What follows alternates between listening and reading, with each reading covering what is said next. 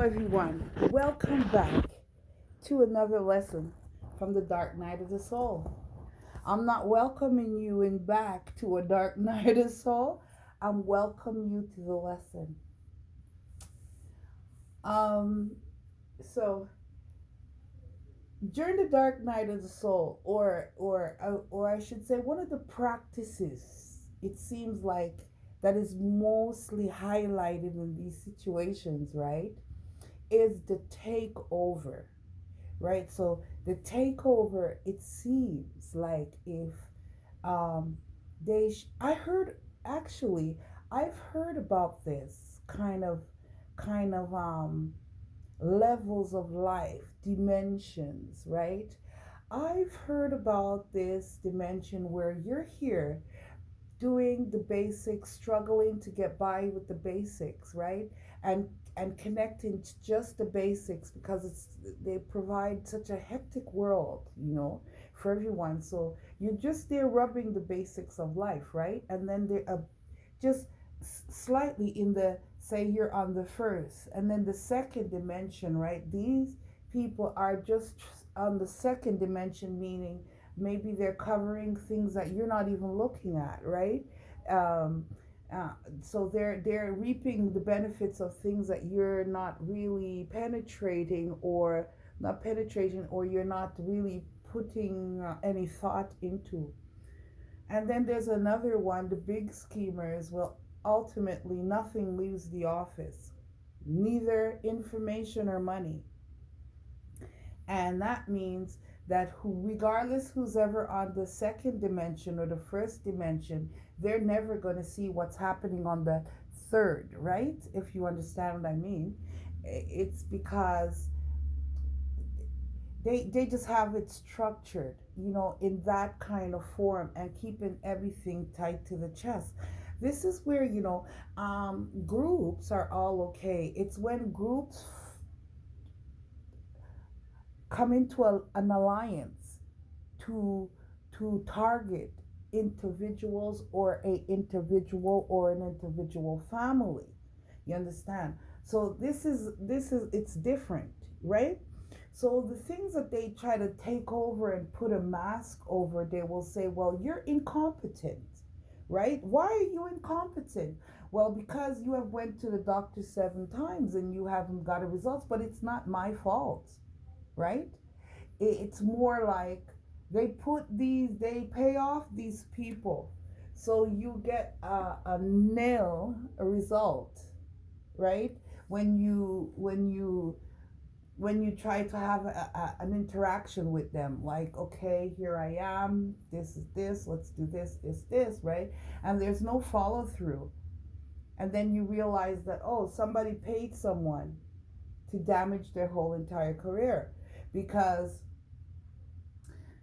if I was still in the management of buildings, right, security management, like front desk concierge, stuff like that, and this is a perfect example, okay, of what.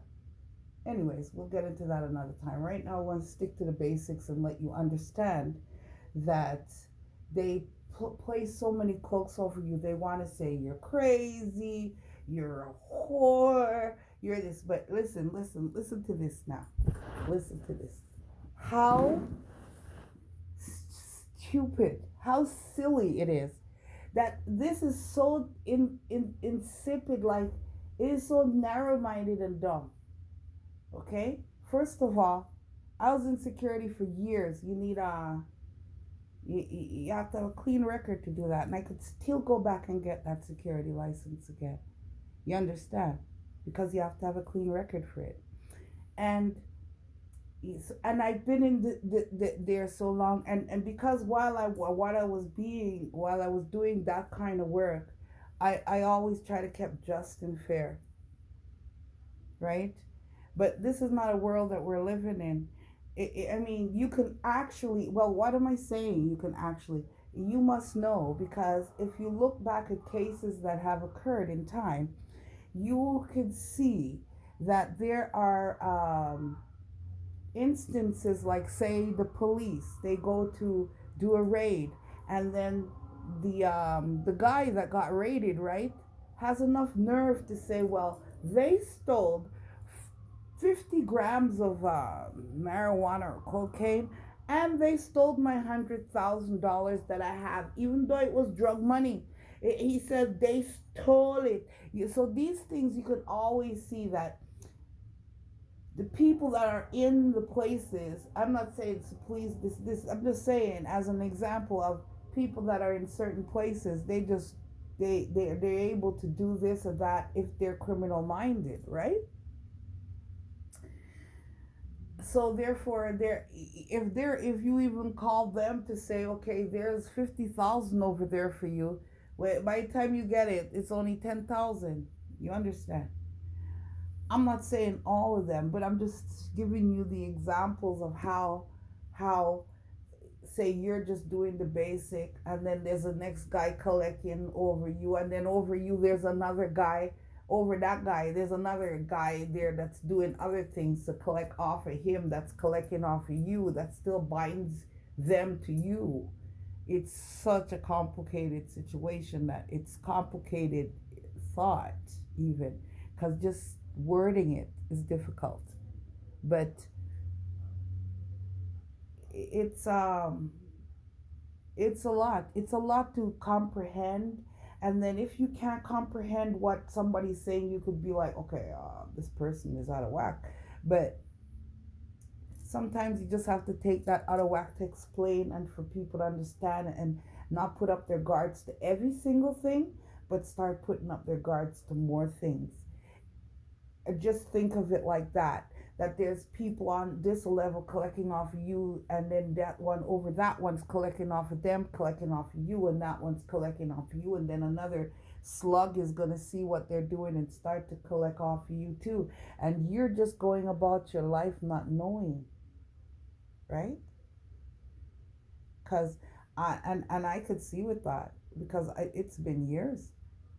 So I can understand that a person that this would be happening to, or not this specific situation, but something towards and about, or, you know, pertaining to whatever. So they will do all kind of things to keep it hidden and all wrapped up, right? But in the long run, for me, in my case, they're going to fail. It's something that I told them in the first half, that anything that you try will fail.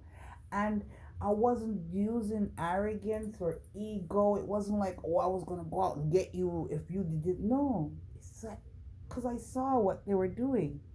I seen something, right? And that's one thing opened my eyes to everything. And still it's not open wide enough, if you know what I mean. Right? I'm a person like this, you know. You see the spilt milk business and the rotten milk business? I'm not in it. Right? You see, if even I was with somebody and somebody told them something and they decided to do this and this and this, really, these things are irrelevant to me. You understand? You see, from the time I say no, it's no. By the time I said this relationship is, it's over. I don't got no time. I don't want to speak to you. I don't want to work it out. I don't want, you know what I mean? I don't want. You understand? If if per se somebody stole the kid from me while I was drugged and incapacitated, I don't know nothing about this child. They stole it, right? And then played it off like they were still in my stomach, right? I'm just saying. And they stole the child. Let me tell you something. If that child does not come back to me as a victim that was kidnapped, and come back to me as a victim that was looted on while they were being MK Ultra or whatever, whatever. If that child will come back to me, there is no way under this sun that I would co-parent with a kidnapper. There's no way a kidnapper could say, well, I'm very sorry for what I did. You know, I raped you and then I got you pregnant. Then I ripped the baby out of you. Or I'm very sorry, you know, I artificially inseminated you. And when the baby was ready, I kicked you like a dog and ripped it out of your stomach and went about my business. Like, who gives a shit about you? Or, or, or well, I thought you were a prostitute, so if you were a prostitute, you didn't deserve to eat. Or because I know, listen, look how many prostitutes, I'm not a prostitute, you know, but look how many prostitutes is out there. What you saying to me is, if somebody left a money for a prostitute, they're not gonna give it to them because they're a prostitute. They don't want them to stop prostituting. Give me a minute. Let me get over that. It is not funny, guys. What is it? What are they really saying? So if this woman now is they say she crazy. Well, she crazy, yeah? She raised 7 children, saying nobody no broken bones. She have 14 grandkids and but everybody's respecting everybody. Nobody, no gunman in her family. There's no gunman in her kids. Her kids are no gunmen. Okay? And this lady does not deserve to receive her insurance because somebody else wants it and the judge is okay with it, and then the judge is gonna, of course the judge is involved, but the bumble clot. It is impossible for it. It doesn't make any sense. That's why you know it had to be an inside job. It's not about this, it's an inside job. It doesn't make sense. Oh, somebody said you're homeless so you don't deserve your inheritance. How does that work? So if you're homeless, right? If you get the inheritance, you wouldn't be homeless anymore. It does not make any sense. And for anybody to reason with that and come up with a reason for this and this and this, and God didn't have nothing to do with that because it didn't make no sense. God would be more sensible. Like, okay, she's homeless so she needs it, right? God is sensible. These people are working, they're dogs, they're animals, right? They'd prefer somebody go tooth and nail scraping and scraping to raise their 7 kids while they watch jerking off at night, I'm sure. Right? And the jealous, oh, they're jealous. They are jealous. I'm not just saying no. They're jealous. There's some of these girls out there you could tell they're jealous right there in their ball gown. sitting on somebody's porch. Yeah? With their $7,000 ball gown of stolen money and a whole table full of stolen